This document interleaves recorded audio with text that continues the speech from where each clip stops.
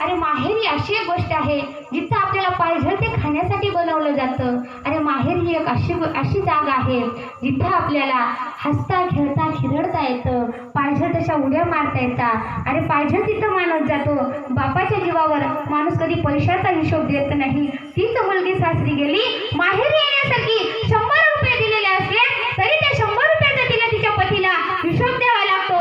आणि इथून इथपर्यंत बसला 25 रुपये लागले, तिथून मला रिक्षाला 20 रुपये लागले. आणि 100 रुपयामध्ये तुम्ही 70 रुपये जरी मोडले तर तुम्हाला तुमच्या पतीला त्या ठिकाणी सांगावं लागेल, हुरूप द्यावा लागेल. आणि आपण सहज शाळेमध्ये जाताना आपला बाप खिशात हात घालतो, त्याचा फटका बनेल असतो, त्याला त्याने शिवलेलं असतं तरी सहज हात घालून माझी ताई शाळेत चालली म्हणून 100 रुपये देणारा तो बापच असतो.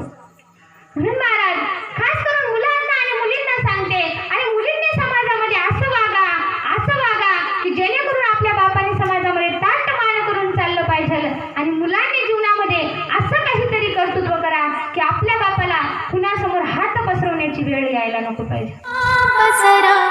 ऐक त्याची धापर लय अवघड हाय गड्या, उमगाया बापर, उमगाया बापर.